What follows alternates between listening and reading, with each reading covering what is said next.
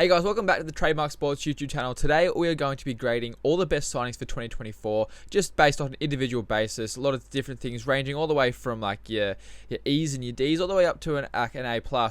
Yeah, it's going to be based on a couple of different things like experience, suitability to the new squad, like contract length, and also the size of the contract as well, like how much money these guys are earning. So we're going to talk about 27 players today, so this could be a long video, so strap yourself in for this one. But yeah, if you like it, make sure you drop the thumbs up, subscribe to the channel for more content, and leave me a comment saying like what signing you're most looking forward to for 2024.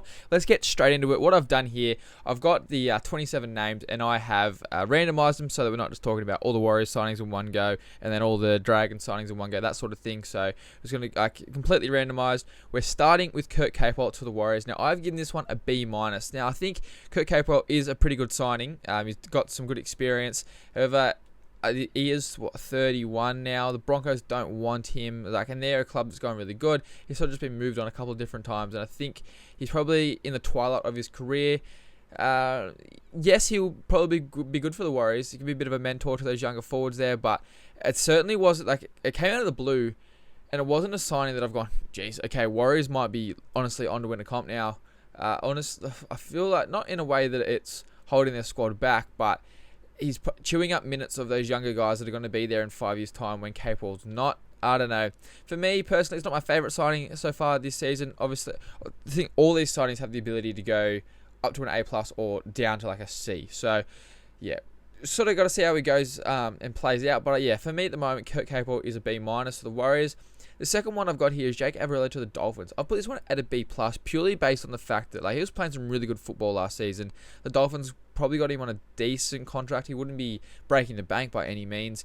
And he's got a lot of potential. I think under Wayne Bennett and then Christian Wolf going into 2025, I think he's got a lot to learn there, playing in the outside backs or fullback, wherever he does play. But yeah, I think the risk to reward for the Dolphins bringing in Jake Aever is really, really in the Dolphins' favour. So I think it's a really, really good signing. I think the Dolphins honestly just recruited well overall. But yeah, so Jake Aever to the Dolphins is going B+ for me. The third one I've got here is Roger Tuivasa-Sheck to the Warriors. I've put him at an A.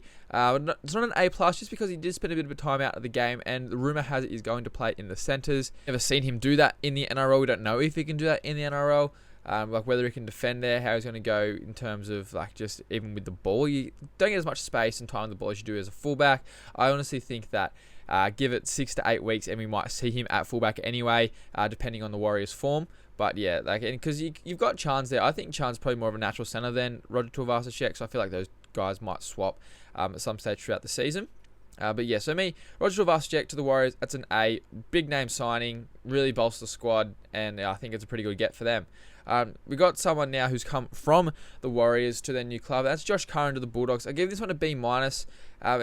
It's a good signing. I definitely think he can help bolster the pack. We've seen glimpses of what he can do, but we've never seen him really put it together on a consistent basis, and that's why I haven't put him higher on the grading scale than I have. I just need to see a little bit more out of Josh Curran.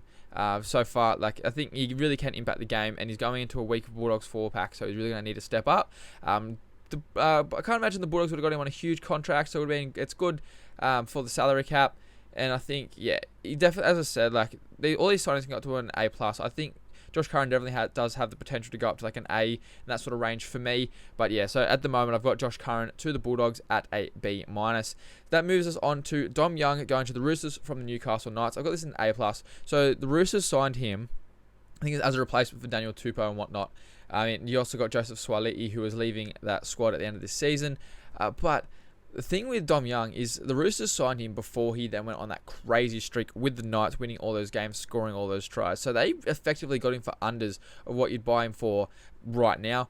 So I think it's a really, really good piece of business from the Roosters. And we saw what he could do in a Knights system. Imagine what he can do over at the Roosters system. So I'm really excited to see how Dominic Young plays football this season. But yeah, it's a great signing from the Roosters, A+ for me.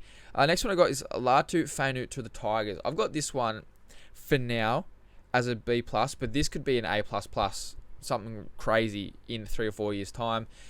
He's on a pretty big wicket for someone who's never played first grade football before. And I guess it comes in nature with how much potential he has and the fact he's a half too.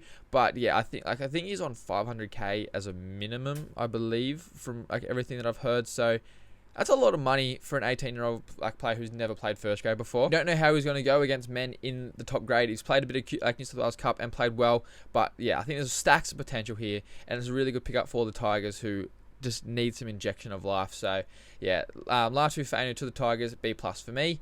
And that takes us to Herbo Afoa to the Dragons. I've got this as a B. I think one of the main reasons I got this B is just the fact, like, okay, Herbo Afoa isn't a big name in the rugby league world, but he's a household name. Everyone knows who he is. He's been playing some pretty good football at the Rabbitohs the last couple of years.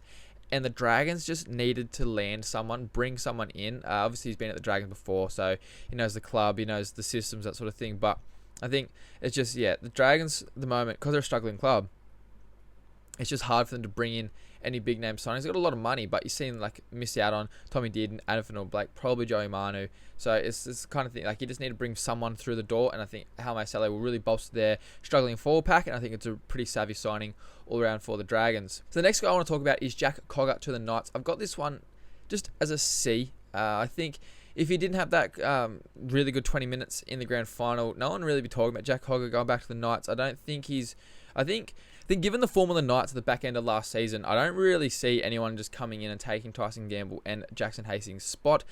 There's a lot of competition for spots though in the halves there, because they've also brought in Will Price as well, who I'm going to talk about a little bit later. But I think Jack Koga is a really good backup. I think because if Tyson Gamble or Jackson Hastings get injured, he's a really good replacement. But yeah, I don't really see Jack Koga doing that much at the Knights at this stage, if I'm honest. That takes us on to Dane Lorry, back to the Panthers. I've got this one as a C+. I don't know what their plan is for him, whether they're going to bring him in as a 5'8" from 2025 or onwards, but he hasn't been crazy in the NRL for me, in my opinion. He's certainly had good glimpses and shown some like good promise, but he's never really kicked on from that. He played some good games at 5'8" last season, but I'm just not sure what his role is in the NRL and with the Panthers, so I've got him as C+ for now. Moving on, I honestly don't know how many NRL minutes he'll get this season, but that's something we'll have to wait and see, isn't it? So we'll move on. Shawn Kelepi to South Sydney. I've got it as a B-. He's pretty much a replacement for Herbo Afoa there. He'll definitely get some good minutes in that 4-pack. I think he was good at Manly. He's one of those players that if he can get on top of his temper, and he's really good for a drop ball. So if he can get the errors out of his game, make sure get his temperament on track, I think Shawn Kelepi could be a really good player for South Sydney. But yeah, B- for now, moving up to potentially like a B+, A- towards the end of the season, depending how he plays. And that takes us to Herbie Farnworth moving to the Dolphins from the Broncos. I got this as an A+ for a couple of reasons. Last season was one of the best centers in the competition. The Dolphins, probably weakest point in their squad last season was their centers. But another reason why it's an A+ for me is the fact that they've just weakened their big brother, the Broncos. They've taken away one of their best players from their squad and bolstered their own. I think that's a really good piece of business. I think we'll see Herbie Farnworth go take a couple more steps up even this season at the Dolphins. Potentially to play fullback as well. I know there's a couple of interviews when he was a bit younger saying, hey, wouldn't mind playing fullback at some stage in his NRL career, and we could see that this season, to be honest. The Dolphins are in a bit of a weird situation where both their centers and their fullback can play fullback or center, so we might see a bit of mixed mashing at some point this season. But yeah, Herbie to the Dolphins, A+ for me easily. On to the 12th player we're going to talk about today, and that's Paul Alamot to the Penrith Panthers. I think this is a B+. He's only 19. He's still got stacks of potential. I think the Bulldogs honestly gave up on him a little bit too early. There's rumours he's going to be turned into a Spencer Leniu type role off the bench, but I think he'd honestly be a great replacement for Stephen Crichton in that right centre position. He's got stacks of potential in a really good system. He signed a 1-year deal, would be pretty cheap too, so I think it's win-win for the Penrith Panthers. If it doesn't work out, you just move him on. But if he goes on to be really good, then unreal for him and for the Panthers as a whole as well. They know what they're doing. They're a really good club. So yeah, I think Paul Alamot might actually go leaps and bounds in 2024. So next one I got is a pretty new signing, and that is Justin Olam to the Tigers. I've honestly got this as a C at the moment. He's dropped off ridiculously. A lot of people are really excited by this, but I don't know. The Storm, like the Penrith Panthers spoke about just before, aren't a silly organisation. They know what they're doing. The Tigers have just got rid of like a 23, 24-year-old second rower for an ageing centre who, yes, he got Dally M Centre of the Year in 2021 or something like that, but since then he hasn't done much. He spent most of the year last season in reserve grade, got picked apart when he was playing first grade. Defensively, he just was like just off the ball, and I think honestly that's probably concerning, to be honest, if you're a Tigers fan. He does make your outside backs better, but like honestly, I think the Storm won that deal by a lot. We'll talk about it a little bit later as well when we talk about Shawn Blair. But yeah, for me, not very happy with that signing if I'm a Tigers fan. It takes us to another A+ signing, and that is Spencer Leniu to the Roosters. Best impacted front rower in the whole competition. I think like they need to start him. I think that's where his career is going towards. I don't think he wants to stay on the bench his whole career. Yes, I guess you've got Jared Hargraves going around for one more year this season. You could start him, but I think he's aging out. Probably impact would be better off the bench, maybe. I don't know. Sort of depends how you see it, but Spencer Leniu is one of the best front rowers in the competition, no matter what way you look at it. And the Roosters signed him to their squad. It's already star-starter players, so it's an A+. Obviously, like the fact that they can even get him across the line is just ridiculous. So yeah, Spencer Leniu to the Roosters, A+. Now this next guy is once again another quite new signing. That's Zack Hosking to the Raiders. Got this as a B. I don't think when you look at their squad now that Zack Hosking makes them a premiership winning side. I think he's quite handy. He'll be a good replacement for Elliott Whitehead once he retires at the end of the 2024 season. But yeah, as I said, like I don't think he really changes the squad and the dynamic of that squad too much. But one thing you do know is he's going to try his hardest every single week, which is a really good thing for the Raiders, and it sort of suits their identity a lot. Next guy's also someone who's gone to the Tigers, and that's Aiden Caesar. I've got him as a C because we haven't seen him in the NRL for a few years. We don't know whether he still has it or not. That kind of thing. Like, yeah, okay, when he was here, he was really, really good. I was honestly surprised that he went over to the Super League and that no team wanted him. Competition for spots at the moment with the Tigers. You've got 3 halves that need to fit into 2 spots. Plus, the next season, you've got Jerome Luai there, and you've also got Lockie Galvin coming through. So I feel like season may just be interrupting the development of some players there, but look, we'll have to wait and see how it goes. I'm sure Benji has a plan for how his halves are going to play. But yeah, for me at the moment, Aiden Caesar to the Tigers is a C. It could work out to be a fantastic signing and work his way up to an A. But yeah, it's one of those ones that I sort of look at and go, what are you trying to achieve there? Next one is one of the biggest signings for the 2024 season. That's Stephen Crichton to the Bulldogs, A+. No doubt about it in my mind. The fact that the Bulldogs could land such a big signing and such a big name like this is unbelievable. He's got the best winning percentage in the whole NRL. And I suppose people go, oh yeah, but he's going to the Bulldogs. He won't be able to keep that up. It's not really the point. The point is that he has that winning DNA, that winning culture, winning identity. He knows how to win. He is a winner. I'm not comparing these two players in any which way, but it's sort of the reason why clubs went after James Maloney all the time, because he just knew how to win. And Stephen Crichton knows how to win. He always ends up in the big moments for Samoa, for Penrith in the grand finals and that sort of thing. So yeah, I think Stephen Crichton to Bulldogs is a fantastic signing, and it's going to help them bring other players through the door in seasons to come as well. So Stephen Crichton to the Bulldogs, A+. Time for another really good signing for the 2024 season, and that is Tom Flegler to the Dolphins. I got that as an A. For similar reasons why like Herbie Farmer to the Dolphins got such a high grade for me is that they've weakened the Broncos and strengthened their own squad. And Tom Flegler is an origin level front rower that had an aging full pack. This brings in not only a really good quality player, but he's younger and he has a fair amount of experience as well. The thing I've got an A is he can be a detriment to his own team sometimes through silly penalties, through silly errors. I think, though, that Wayne Bennett is the kind of player that will be able to get that out of his game, so I've got no issues or worries with him there. I think Tom Flegler could end up being an A+ signing for the Dolphins. I think it's a really, really good signing. And that takes us to Kai Pearce-Paul to the Knights. I've got that as a B because there's a spot for him in that squad. There's Lockie Fitzgibbon has left, so that means either Dylan Lucas or Kai Pearce-Paul will get that starting role. He's looked like he's put on a lot of weight, and good weight as well in the off season, and that's something that I sort of was a little bit worried about because he came over. He's massive, he's super tall, but I was like, he's got a pretty slight frame, but it looks like he's packed on a lot of muscle already just to beef up his body to that NRL intensity and standard. And I think Kai Pearce-Paul, there's people comparing him to Sonny Bill Williams. That's what you need to know about him. He's a really, really good football player, and I'm really keen to look at him. I've got high aspirations and high hopes for him, and I'm keen to see how he goes for the Knights in 2024 and beyond. The next player is the other half of that Justin Olam swap deal, and that is Shawn Blair to the Storm. Got him as a C+. Probably, now think about it a bit more, maybe like a B- area.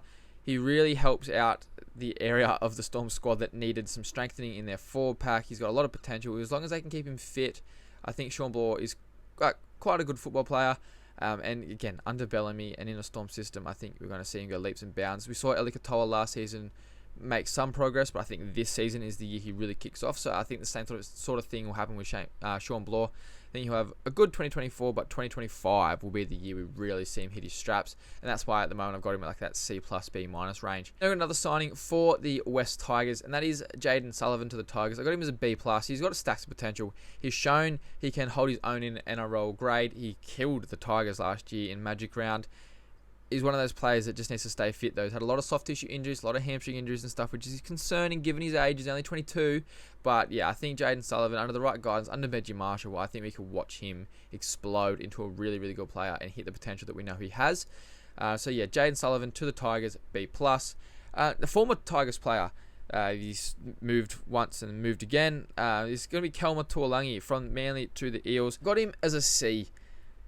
I just don't know where he gets minutes in that squad. The Eels' back row was ridiculous. We saw when he was at the Tigers, he had a bit of potential. Didn't kick on last season, so his career's honestly in a little bit of limbo. Doesn't work out at the Eels. That might spell the end of his career, if I'm honest, which is quite upsetting. But yeah, Klemmer Tuolangi to the Eels doesn't excite me as much as it has some other people. So yeah, for me, I've got him sitting at a C for now. But hey, there's always the potential that he could kick on. And then that takes us to another signing I've got graded as C, and that is Luke Brooks to the Manly-Warringah Seagulls. As I said, like it's a C for me, just because he's played football for 11 years professionally, something like that, and has never played in the finals. Obviously, it's not all entirely his fault, but as a 7, a lot of responsibility does come down to you. I think he's on 600k, I believe, so it's not cheap. If he was on maybe like a 350, 400, I'd be like, this is an A+, because you got nothing to lose if you Luke Brooks or Manly. But yeah, at that pay packet, you do expect him to be doing something in the NRL. So even if he doesn't play, like, look, we've seen him have some really good moments, and I think there is still a really good player in Luke Brooks, and moving to Manly will be the best thing for his career, but it probably should happen 3 or 4 seasons ago.